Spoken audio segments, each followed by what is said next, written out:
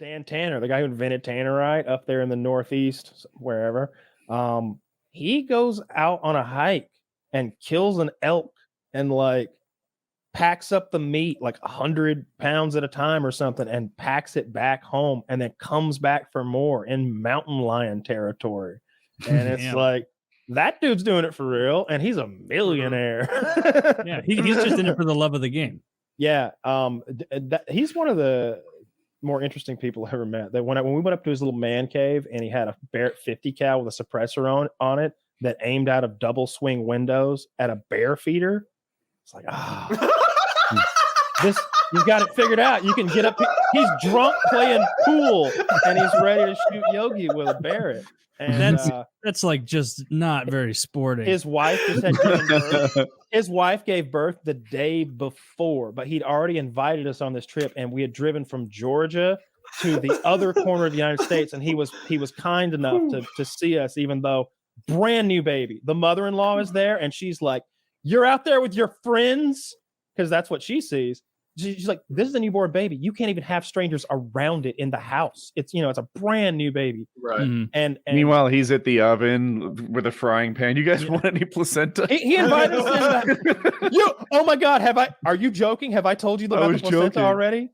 But he had the placenta right there. He had I swear to God, he had the placenta in a garbage bag in the back of his truck. You know how guys hang around in the back of a pickup truck, kind of hanging over the rail and everybody leaning on it. Not even like a Pyrex or something. It was no, he's using his bear bait that night. He's using afterbirth and placenta or whatever as bear bait.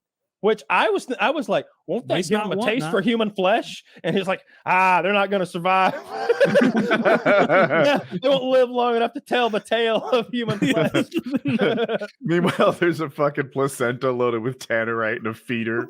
I'm saying this isn't sporting, but no, he was a real guy. We set off he gave, I don't know how many hundreds of pounds he gave me to like shoot off at once. We just filled up a giant drum of it. It's probably in the video title. Let's call it 300 pounds.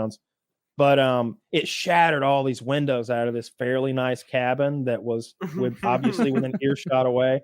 And I didn't feel responsible because I'd been invited to this mountaintop to do this thing. It's like, I'm like, hey, could we shoot a video where we shoot a bunch of tannerite? Obviously, it's essentially free to you. You create it right here. And yeah, absolutely. We'll go up here and okay. I didn't set all this up. They did. So I didn't feel responsible for it. And I was like, I don't feel responsible for it, but someone should be. And I think Dan may have paid for those windows because that shit wasn't on me. It was on him. That was on him. You are describing a mythical person. This is insane. He's also a skinwalker. No, he's a real nice. He's a big man too. I would call him 6'4", 245, 250, and powerful. Like a very physically imposing guy. Out of 10. What do you mean? Out of 10, attractive. Oh, I honestly can't picture his face if I'm being honest at the moment. That's not really what I'm looking at anyway. So definitely not. It was covered in all the bear bits. Did he have a belly? Fit guy, fit guy. Bro, fit guy. The picture of a guy with a 50 cal pointed at a bear feeder. Is he looking for a 49-year-old male sugar baby? Just asking for a friend.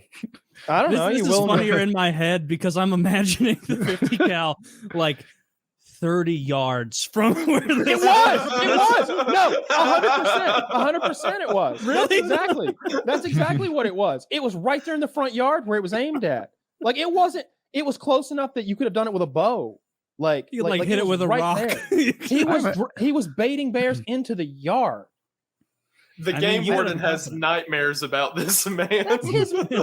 He was like, we were like up on a mountain past security gates. Oh, I'm not saying he shouldn't be allowed to do it. I'm saying they hate him for it. Absolutely. There's placenta on there. Better check out the Johnson place.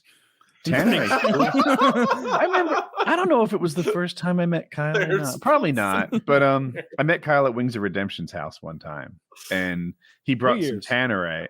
And it was a long time ago. And he brought some tannerite. Is jar like this? I don't know if it weighed 1 pound or 5 pounds. One, you think? And if I recall, Kyle did the shooting, but he was like, yeah, like just did a little thing. This is what I do. Check this out. I think you might like it. The explosion blew my hair back. Guys, look, this hair doesn't move. right? keep in mind, we're behind Wing's granny's trailer. Yeah.